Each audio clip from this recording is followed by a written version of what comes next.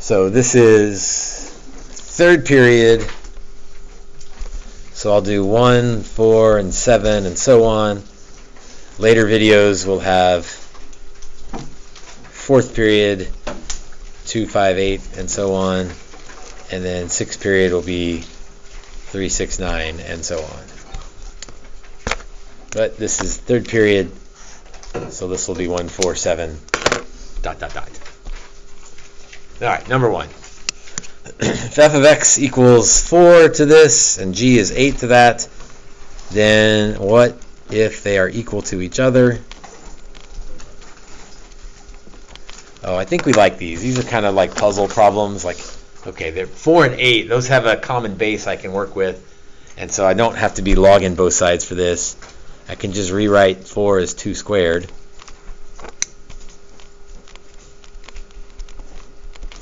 And I can rewrite 8 as 2 cubed.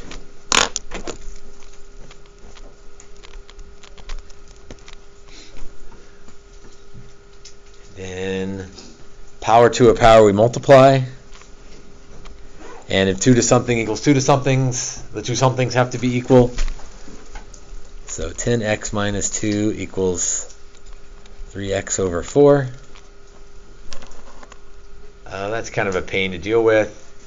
So you could subtract 3x over 4 from both sides. We've talked about this before. It might be easier to just multiply everybody by 4, and that way you get rid of the fraction altogether. So 40x minus 8 equals 3x.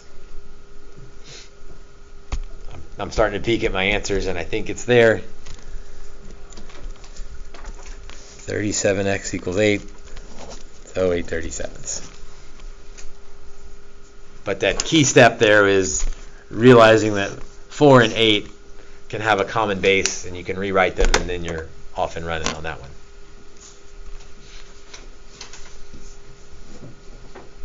As always, stop me, question me if I'm going too fast or if something looks funny.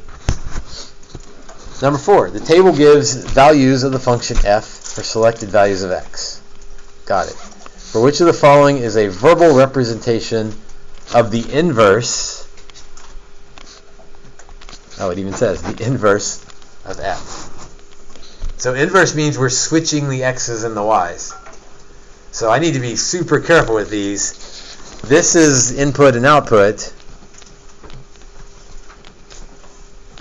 But for the inverse, it's switched, right? X and y are switched. So I don't think I want to rewrite the table. But, gosh, maybe that would be easier. So there's my inverse table.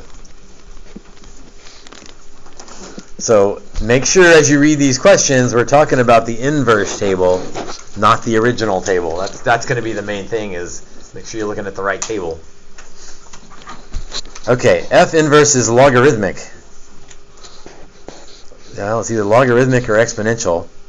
I would say the original looks exponential, right? It's doubling each time. So if we take the inverse, it's not exponential, it's logarithmic. So I know it's logarithmic because it's not exponential. The original is exponential, which means the inverse follows a log pattern rather than an exponent pattern.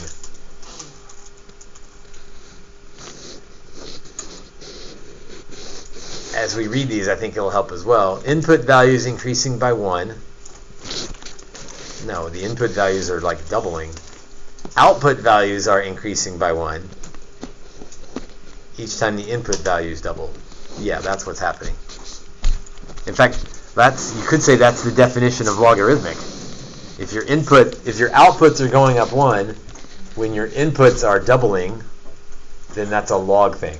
If they're doubling or tripling. So what would it be if it was exponential?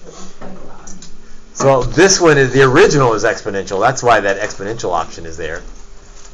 Because your outputs are doubling rather than your inputs doubling.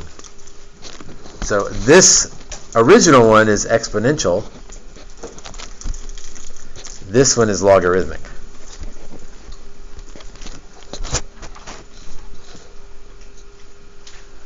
Logarithmic is decibels and earthquakes.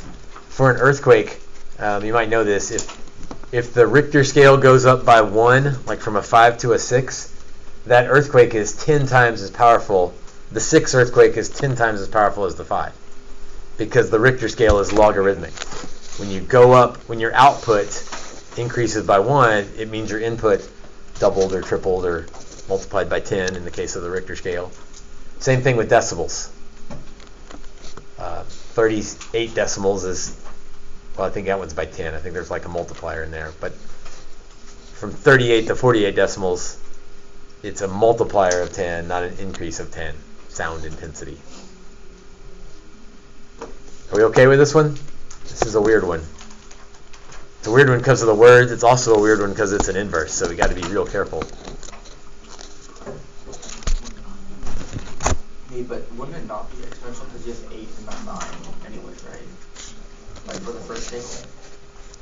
The first table is exponential because you're doubling each time. Okay. You're timesing 2. So that's what makes this exponential, is you're multiply by 2, multiply by 2, multiply by 2, as the inputs go up by 1. Exponential and logarithmic are inverse operations. So it makes sense that if we invert the table, it goes from being an exponential function to a logarithmic function. So our inputs now are doubling and our outputs are increasing by 1.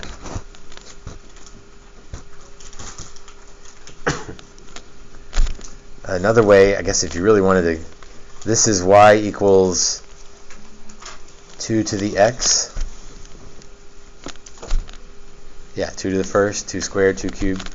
This is y equals log base 2 of x. You don't need to go that far, but that's where those numbers are coming from.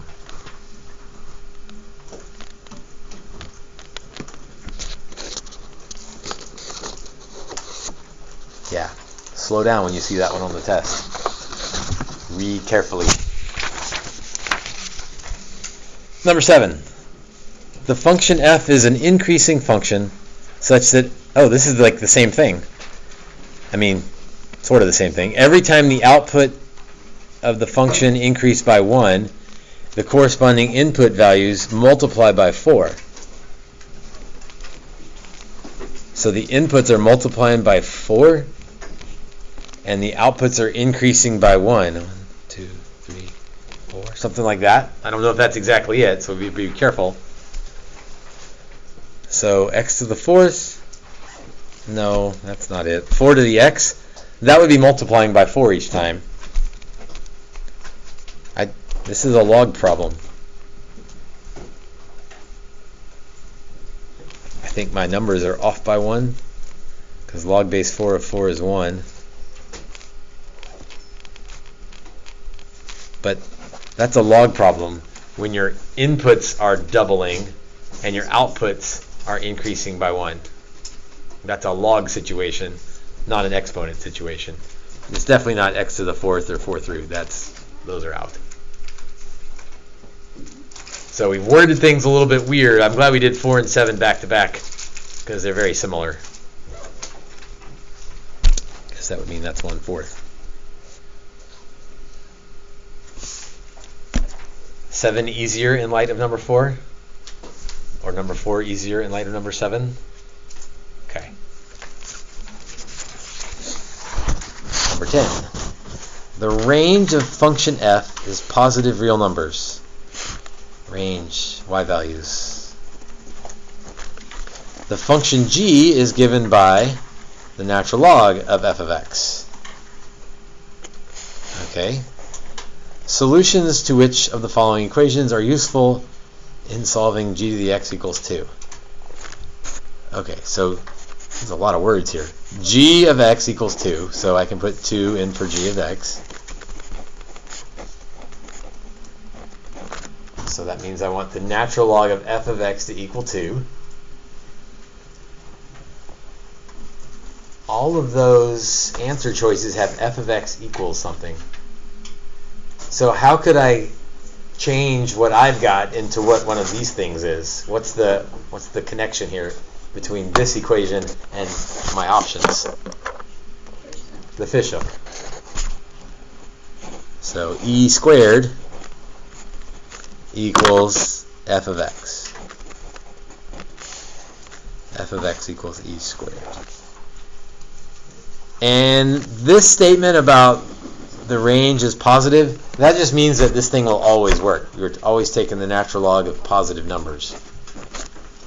So there's nothing to worry about in terms of negatives or imaginary stuff or weird things happening.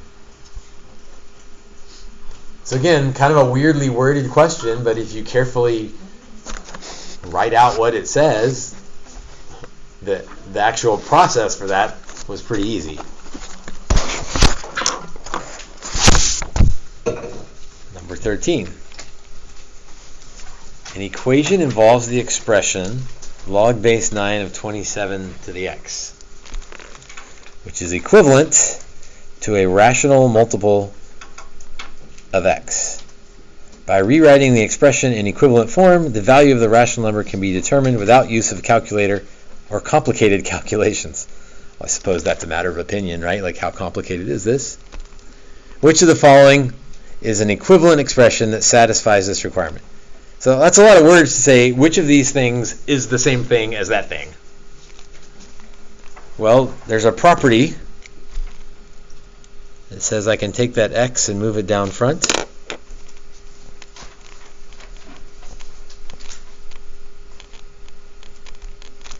So it's definitely the same thing as that. But, of course, that's not one of my answers. So let's see here.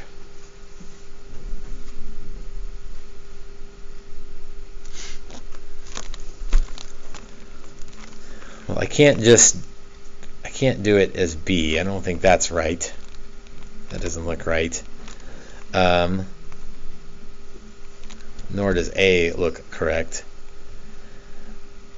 I can do a change of base formula and make this log 27 over log 9. And that x is still there. How can you do that? Anytime you can do that with any base you want. Anytime you have, let's see, what's the easiest way to say that? Anytime you have log base A of B, you can rewrite that as log of B over log of A. Or natural log of B over natural log of A. Or log base anything you like of B over log base anything you like of A. You would never use pi, but that's just to illustrate that it doesn't matter what base you're changing it to. The B and the A, as long as it's the argument of the top and the argument of the bottom, you can use base 10, base E, base pi, base anything you like, which means C or D. So I don't really like this question. But how can you log 3 on B? That makes sense. How can you log 3 and then Which one makes sense, Jace? I think it's C or D. I don't like this question. Well, because How the can it x, you don't bring it to the front because it would have to be 9 to the power of x equals 27. So 27 to the power of x doesn't make sense. So that's why you would keep the x up top. And it's log 3 because you just do like 9/27 and that. I don't know if that makes sense. I don't like this question because I think it could be either one of those. how can it be log base 3? Because you can pick whatever log you want when you're changing logs. When you're changing bases, you can make it into any base you like. Technically, it doesn't. Aslan? How is C possible? Why would it go? Yeah, how is it C? I feel like it has to be 3. Because you can use any base you like. Let's see. Let's back up. Let's say log base A of B equals C. That means that A to the C equals B. So the Right? Hold on. 9 to the power of 3 equals 27. And so C Hold on. So you're good with this? Now I can log both sides, and I can log base anything I like both sides. So C log base whatever base you like. of A equals log B. So C equals log of B over log of A, and it doesn't matter what base you use. You could use base E or you could use base 3. In the notes it says you can only do like the natural log. You can use any base you like. That's what I don't like about this question. So they might think the answer is C, but you can use any base you like. In fact, we could grab a calculator and prove that those are the same thing. This one's easy to see because 3 cubed is 27, 3 squared is 9. So someone got a handy calculator to do natural log 27 over natural log 9.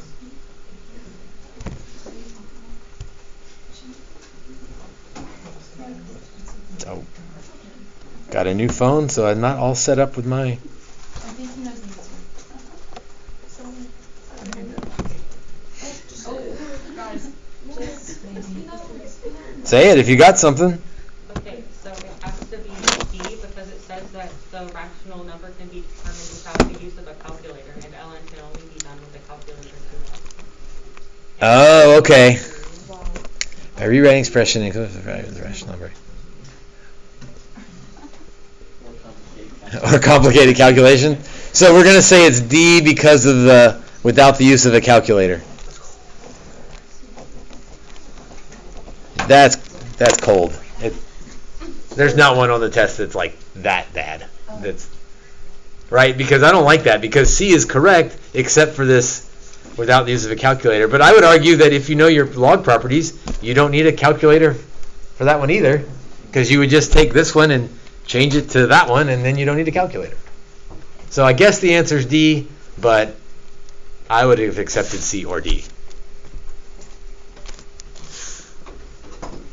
Note to self. Ask Fisher and Murray about that one, because I don't like that one. Number 16. Good catch, though. I assume that's what they mean by D. Number 16. The function g is given by g of x equals log base 7 of x. Function h is given by log base 49 of x. Which of the following describes the relationship between h and g? For equal input values, the output values of h are half or twice. Equal input values, the output values are the square or the square root. I'm betting on half or twice because of how logs work. Let's see here. So 7 to the g equals x. 49 to the h equals x. So I would rewrite 49 as 7 squared.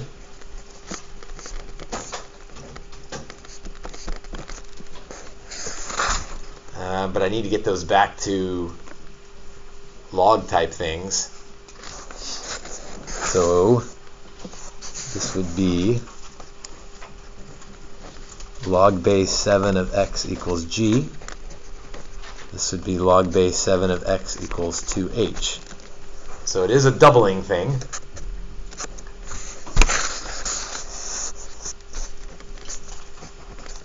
Equal input values.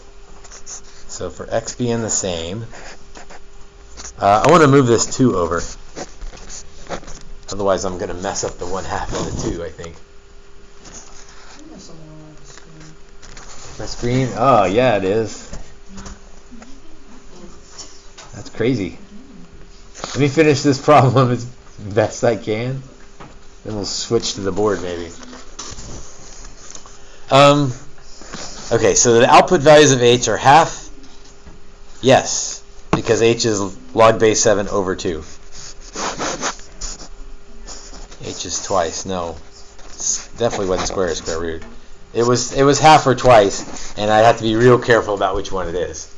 But I think I rewrite it using the power thing. We've done that before. Put it back as a log. Just trying to think if there's an easier way to do that. Yes, sir? You can do let x equal 7 and then figure it out from there. Okay, I see what you're saying. Yeah, just pick some points and see what works. So you could let x be 7 or 49 and then compare. That would definitely work. Probably faster. It wouldn't be as like a formal of proof as this, but you don't need a formal proof. You just need to get the answer. So yeah, I like that.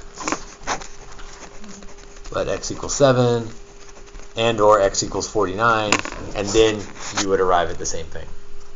So if we just, on the test, if we just plug in a number, then we should like be able to. Yeah, but you see why he picked 7, because you'll get a decent answer. If you try to pick log base 7 of 10, I don't know what that is, but log base 7 of 7 is 1. Log base 49 of 7 is 1/2. And 49 would work as well.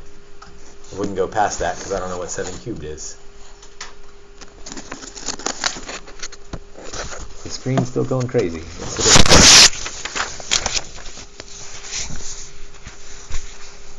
is. Number 19.